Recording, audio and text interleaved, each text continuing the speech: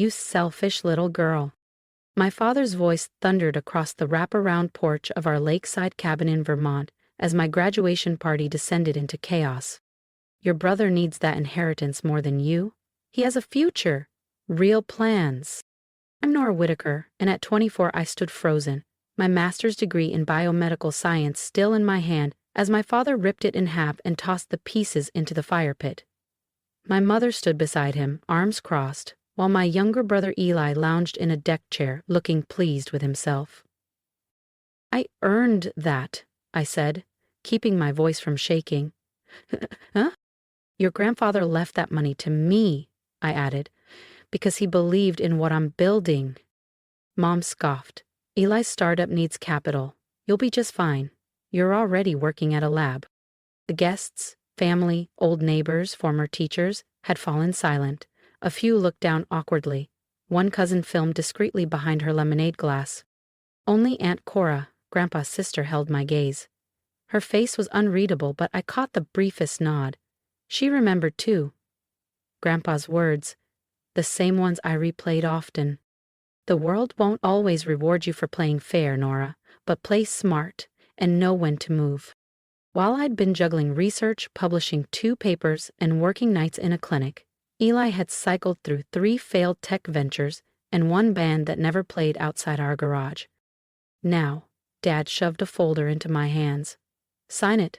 Transfer the inheritance to your brother or pack your things and go. You're not welcome here anymore. I looked at the folder, then at him. No, I said. He lunged forward and slapped me. Hard.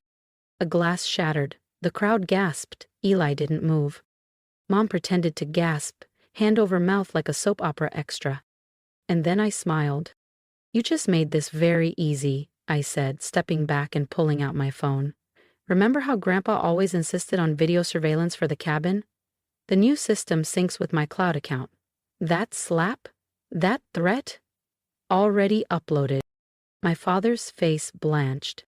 You can keep the party, I said, walking toward the driveway. I'll keep the money and the lawyers.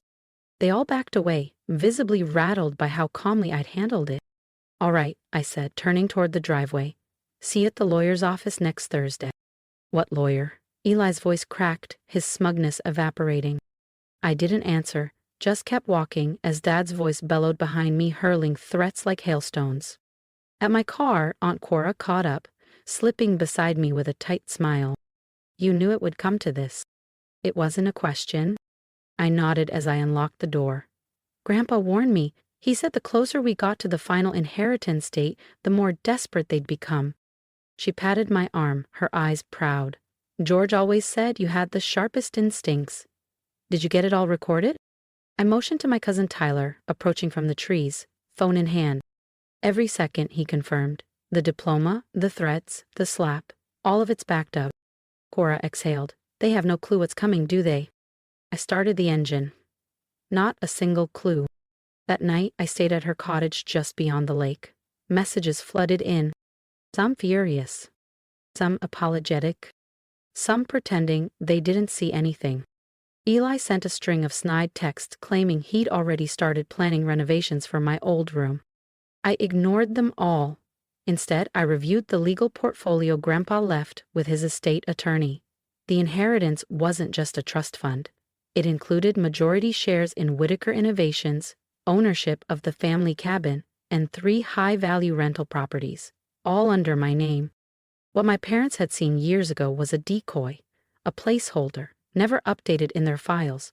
Grandpa had quietly rewritten everything after years of watching them elevate Eli and marginalize me. Sometimes, he once said, the only way to open someone's eyes is to close every door they assumed would always stay open. Later, Cora brought chamomile tea to my room. I'd be proud of you, Nora, she said. You've got his spine, his patience. You waited for your moment. I nodded slowly. The right moment. That's what he taught me. The week leading to the family meeting crawled by. My father's messages turned darker, threats of lawsuits, accusations of betrayal. My mother tried guilt instead. You're tearing this family apart, she wrote. Eli is devastated. Do the right thing. But I already was. And when that conference room door opened the following Thursday, I was ready to do what Grandpa had prepared me for all along: hold the line and claim what was mine. My mother's messages alternated between guilt trips and shallow promises. "We can compromise," she wrote. "Maybe just give Eli 80%. That's fair, isn't it?" Meanwhile, Eli had already started teasing his upcoming venture incubator on Instagram. Smiling selfies, cryptic hashtags, even a sneak peek of the building he planned to purchase using his inheritance. Ironically, one of the rental properties Grandpa had already left to me. The morning of the meeting, I arrived early at the Montpelier office of Barrett & Klein, LLP. Mr. Klein, my grandfather's estate lawyer of nearly 3 decades, greeted me with a warm nod. "Everything's in order," he said, tapping a thick folder on the mahogany desk.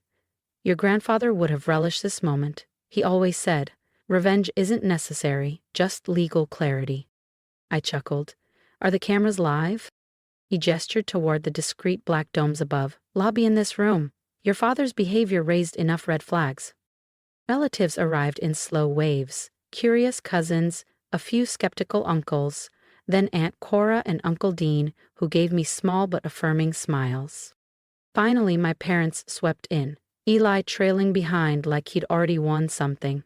His smugness could have powered a city block. "This is overkill," my father announced to the room. "We're capable of resolving this as a family." "Like you did at Nora's graduation," Aunt Cora replied, cutting through the tension like a scalpel. The room fell quiet. A few people shifted in their seats, clearly recalling the now infamous video clips. Mr. Klein opened the folder. "Shall we begin?" My father started to object, but the reading had already begun. The first few minutes were routine, modest bequests to distant relatives, contributions to environmental causes. Then came the moment they were waiting for. Regarding the core estate, including Whitaker Innovations, the family cabin, and all associated properties. Mr. Klein paused deliberately, locking eyes with my parents. Mr. George Whitaker left detailed instructions. My mother sat up straighter. Eli grinned and pulled out his phone. "The entirety of the estate," Mr. Klein said clearly, "is left to Nora Whitaker with specific conditions for oversight, expansion, and asset preservation." Silence. Then chaos. My father shot to his feet. "This is absurd. We saw a copy months ago, just a trust fund." "This was an early draft," Mr. Klein replied, calm and unshaken. "This version was finalized and notarized 3 months before Mr. Whitaker's passing." Eli's phone slipped from his hand and hit the table with a dull clack. "But my startup," he whispered. "If you want to see what happens when the final will is revealed and how I turned the tables once and for all, don't forget to subscribe. The next part changes everything." "Furthermore," Mr. Klein said, his tone firm now, "the current residence occupied by Robert and Elaine Whitaker is included in the estate. The occupants have 30 days to either purchase the property at market value or vacate." My mother's polished facade cracked. "Vacate? That's our home." "Actually," I said, speaking up for the first time, "it's my home. Grandpa left it to me, along with everything else you tried to bully me into giving away." "You planned this," my father growled, stepping toward me with clenched fists. "You manipulated your grandfather." "Mr. Whitaker?" Mr. Klein interjected sharply. "I remind you this room is under surveillance, and given your recent documented aggression toward your daughter, any threatening behavior will carry legal consequences." My father hesitated, eyes darting to the camera dome above him. "Additionally," Mr. Klein continued, flipping a tab in the folder, "Mr. Whitaker recorded a personal message explaining his decisions. Shall we?" Before anyone could respond, the flat screen on the wall lit up. My grandfather's face appeared, tired but unmistakably clear. His voice steady. "If you're watching this, then Nora has done what I always hoped she would. Stood her ground." He looked straight into the lens. "I've watched you dismiss her, belittle her, elevate Eli despite his irresponsibility. I've built Whitaker Innovations from nothing. I know what it takes: hard work, vision, grit. Nora has all 3. She's earned everything I've left her." Eli muttered under his breath, but Aunt Cora leaned forward and gave him a look that silenced him. "She's not my favorite," Grandpa continued. "She's just the one who showed up and never asked for shortcuts." By now, Mom was quietly crying. Whether the tears were real or rehearsed, I wasn't sure. Dad had sunk into his chair, staring at the carpet. Eli just looked numb, his future in tech stardom flickering out like a bad connection. "There's more," Mr. Klein said as the video faded to black. I nodded and opened the folder I'd brought. "Let's talk about the future of Whitaker Innovations. I've been working on a few ideas." Inside were strategic plans I'd developed with Grandpa's guidance in his final months. This company doesn't need nostalgia, it needs leadership and change. I looked up, calm but resolved. My degree may be gone, but my vision isn't. Our tech is outdated, our operations are bloated, and employee morale is at rock bottom. "You can't just barge in and change everything," my father exploded. "You've run this company for 20 years, into the ground," I replied, sliding a stack of quarterly reports across the table. "We've lost market share 5 years straight, turnover's at 60%, and 3 of our largest contracts, they're not renewing." Aunt Cora flipped through one of the reports and shook her head. "George tried to warn you, Robert. You just wouldn't listen." I kept going. "The first change, the executive board. Effective immediately, I'm replacing half of the current directors with professionals who actually understand this industry, people with experience, not just family ties or golf memberships." My father's face turned crimson. For years, he'd filled the board with his weekend poker friends and Eli's college roommates.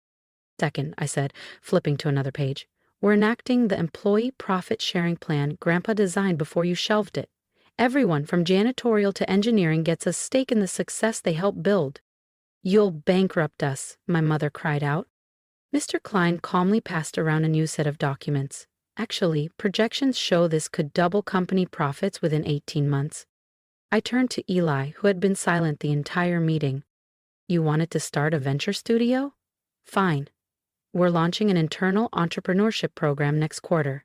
If you submit a real business plan and complete a certification, you can pitch alongside other candidates." For the first time ever, he didn't sneer. "You're giving me a chance?" "I'm giving you an opportunity to earn something," I corrected. "That's more than you ever offered me." My father pushed back from the table, voice raw. "You can't do this. I won't let you destroy my legacy." I laughed, quietly but unmistakably. "Dad," I said, "look around. You're sitting in a dying business, in an office you no longer own, threatening the person who now decides your salary. What legacy?" His bravado collapsed. He sank into his chair, stunned. "Now," I said, pulling out one last envelope, "let's talk about your new roles." My mother leaned forward, probably expecting a dignified title or severance package. Instead, I handed each of them a contract. "You can stay, under my leadership, starting in entry-level roles. Learn the company from the ground up, like I did, during summers while Eli backpacked across Europe on your credit card." "Entry-level?" my mother gasped. I nodded. "And yes, your lifestyle will need adjustment." Adjustment. I closed the folder. "The company estate will be sold to fund our modernization project. As for you two, you have 3 options. Accept the rules I've offered. Buy the house at market value, or start packing." The silence was thunderous. Around the table, relatives sat stunned, some outraged, some quietly impressed. Aunt Cora didn't bother hiding her smile. "I'll do it," a voice said suddenly. Everyone turned. Eli stood, his expression more serious than I'd ever seen. "The internal entrepreneurship program," he clarified. "I want in. I've already started drafting my business plan." I nodded slowly, noting something new in his eyes. Not entitlement, resolve. Maybe it was the first time he'd wanted to earn something. "You've got until the end of the week," I said. "After that, the open positions go public." As people began to file out of the conference room, some whispering, some quiet, Aunt Cora lingered behind. "Your grandfather would be proud of you," she said, pulling me into a hug. You showed mercy, but not weakness. I smiled. He taught me that revenge doesn't always mean destruction. Sometimes, the greatest justice is letting people face their own failures and learn from them. 3 months later, Whitaker Innovations was in the midst of a transformation. My father, after 2 tense weeks, accepted the quality control role. Surprisingly, he excelled. He reconnected with the factory floor, rediscovering a pride in detail and discipline that he hadn't felt in decades.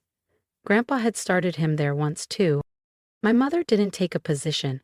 Instead, she moved into a modest house closer to town, within budget, without staff. Aunt Cora calls it character building. I call it long overdue. But the biggest surprise was Eli. He completed his startup certification faster than anyone expected. He pitched a wellness tech initiative that earned pilot funding, and now he works harder than I've ever seen. Last week, he thanked me for not giving him the easy way out. Employee morale has skyrocketed since launching the profit-sharing plan. Turnover is down, applications are up, our newly upgraded systems have attracted 2 major new contracts, and the company's stock has surged by 30%. In quiet moments, I sit in what used to be my father's office, now mine. On the desk is a photo of Grandpa. "They sharp little fox," he used to say. He taught me that leadership isn't about domination or obedience. It's about vision, patience, and knowing exactly when to strike and when to show grace. Next to his photo, I keep a small lacquered box. Inside are the ashes of my burned diploma, not as a reminder of what I lost, but as a symbol of rebirth. Because sometimes the best revenge isn't about breaking things down. It's about building something stronger in their place. If you've made it this far, thank you for witnessing my journey. It wasn't just about reclaiming an inheritance or reshaping a company. It was about reclaiming myself. Every comment you leave, every word of support, reminds me that quiet strength still matters in this world. So if this story resonated with you, if you've ever been overlooked, underestimated, or told to stay small, I'd love to hear your thoughts in the comments. What would you have done in my shoes? Would you have shown mercy? Would you have walked away? Or would you have fought for the future like I did? Your voice matters here. And if you believe that patience, integrity, and purpose still belong in leadership, please subscribe to this channel. There's more ahead, and I want you right there with me. Because this isn't just my story. It's for every person who was told they weren't enough, until they became more than anyone expected. If I've learned anything from all this, it's this. You don't need to scream to be powerful. You don't need to fight dirty to win. Sometimes the quietest moves are the ones that shake everything. So take your time, make your plan, let the world underestimate you, then surprise it with everything you've built when they weren't looking. Because that's what Grandpa taught me. True power isn't about revenge. It's about building something better. So if you're holding back because of fear, shame, or doubt, don't. Take the first step toward your own legacy. And if you ever need a reminder that growth can come from ashes, come back to this channel. I'll be here with more stories, more lessons, and maybe a few more surprises.